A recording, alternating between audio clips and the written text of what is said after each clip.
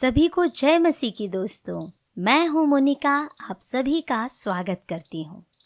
दोस्तों, जीवन में सफलता प्राप्त करने के लिए सबसे ज़रूरी चीज़ है हमारी एकाग्रता, हमारा लक्ष्य की ओर फोकस करना। बाइबल में ऐसी कई कहानियां हम पाते हैं जो हमें जीवन में फोकस करना और एकाग्रता बनाए रखने की सीख देती है।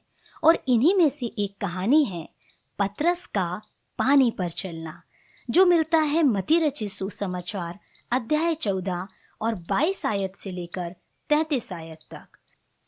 एक दिन की बात है, प्रभु यीशु मसीह अपने शिष्यों को नाव में बैठाकर झील के दूसरी ओर भेजते हैं और खुद प्रार्थना करने के लिए पहाड़ पर चले जाते हैं।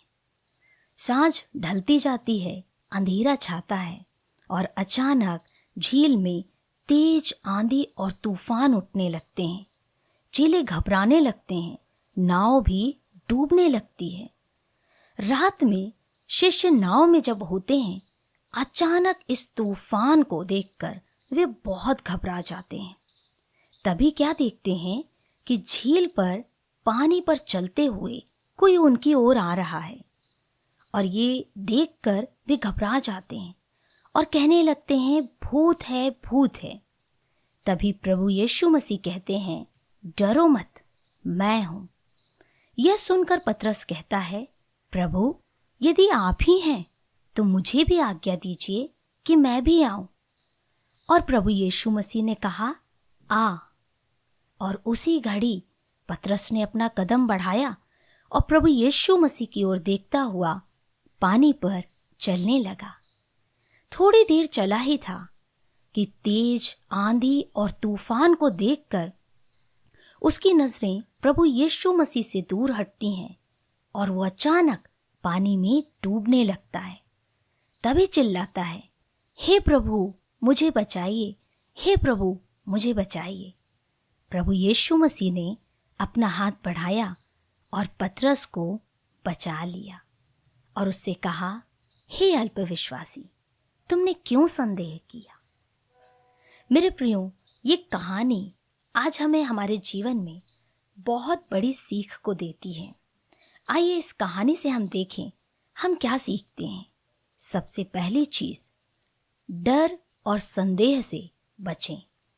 जीवन में कई बार परिस्थितियां हमें डराने की कोशिश करेंगी, लेकिन अगर हम डर के बजाय विश्वास रखें तो हम सफलता की ओर बढ़ सकते हैं।